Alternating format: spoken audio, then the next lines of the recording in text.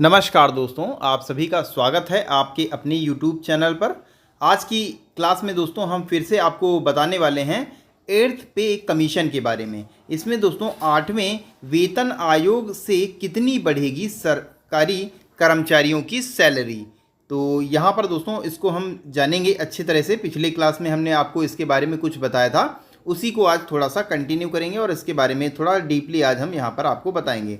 और कब से लागू हो सकता है ये 8वां वेतन आयोग, ये सारी ही जानकारी दोस्तों आपको यहाँ पर मिलने वाली है।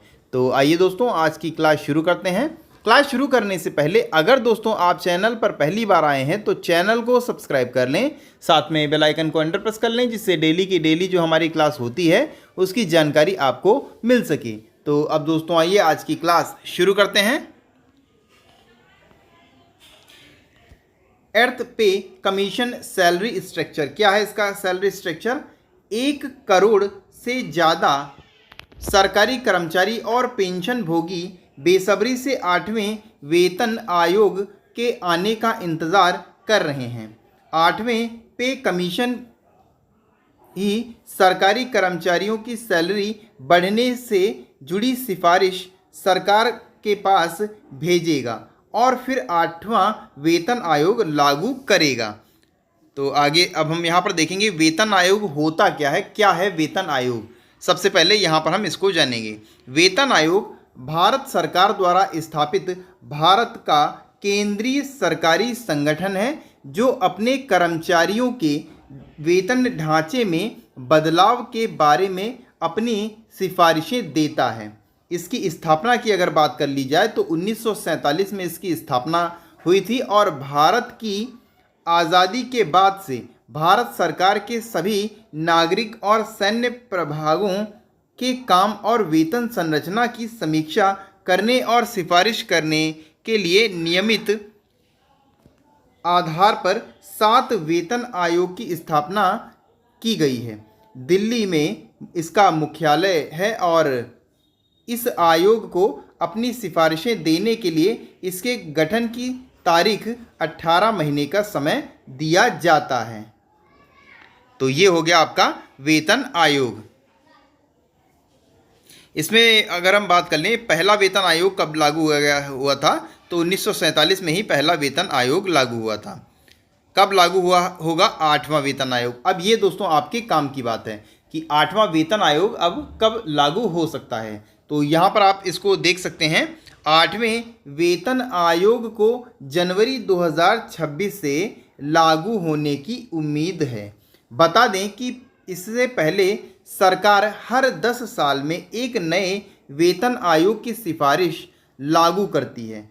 7वें वेतन आयोग को जनवरी 2016 में लागू किया गया था। गौर करने वाली बात है कि जनवरी 1946 में देश का पहला वेतन आयोग बना था।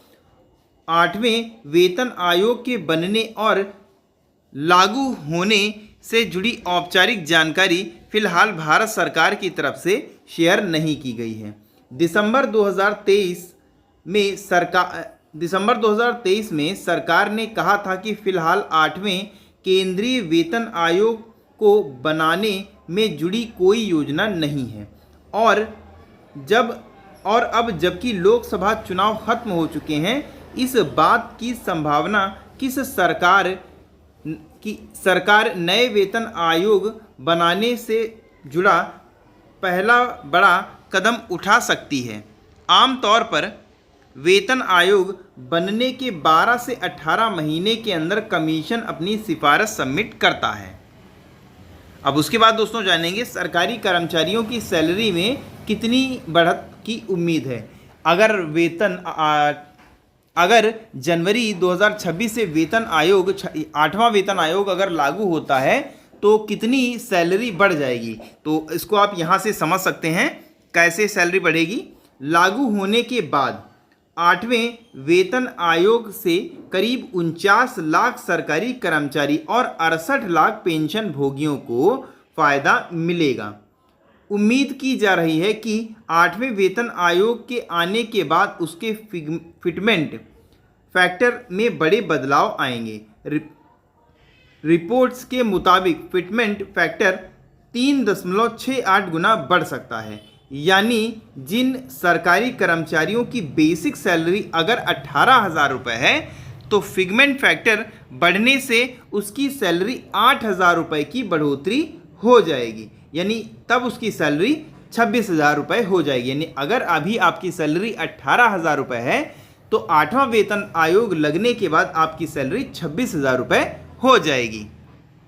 फिगमेंट फैक्टर वह फार्मूला है, अब पहले जानेंगे फिगमेंट फैक्टर होता क्या है। फिगमेंट फैक्टर वह फार्मूला है जो 8वें वेतन आयोग के तहत कर्मचारियों की सैलरी और पे मैट्रिक्स में मदद करती है। इसकी प्राथमिक भूमिका प्रस्तावित 8वें CPC वेतनमान के अनुरूप वर्तमान 7वें CPC वेतन को एडजस्ट यानी समायोजित करना होगा। आपको बता दें कि 7वें वेतन आयोग में फिटमेंट फैक्टर 2.75 गुना पेश किया गया था। इसके चलते कर्मचारियों की औसत सैलरी 14.29% बढ़ी थी और न्यूनतम पे स्केल 18,000 रुपये तय किया गया था। एक बार लागू होने के बाद 8वें वेतन आयोग से विभिन्न कर्मचारी समूह के बीच वेतन असमानताओं को दूर करने, मुद्रास्फीति के प्रभाव को कम करने की उम्मीद है। 8वें वेतन आयोग के आने के बाद कई दूसरे फायदे जैसे रिवाइज्ड पे स्केल और रिटायरमेंट बेनिफिट्स भी मिलेंगे।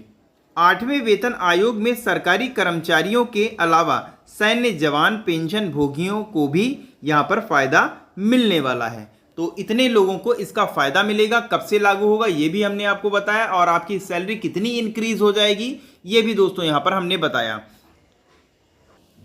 तो ऐसी ही अगर आपको और जानकारियां चाहिए हैं तो चैनल को सब्सक्राइब जरूर कर लें और बेल आइकन को अंडर प्रेस कर लें। तो कैसी लगी दोस्तों फिर आज की जानकारी आपको कमेंट करके बताना है, और अगर आप चैनल पर पहली बार आए हैं तो चैनल को सब्सक्राइब जरूर कर लीजिएगा। इसी के साथ दोस्तों फिर आज की क्लास यहीं पर हम समाप्त करेंगे। मिलेंगे दोस्तों हम अगली क्लास में, तब तक के लिए नमस्कार, जय हिंद, जय भारत।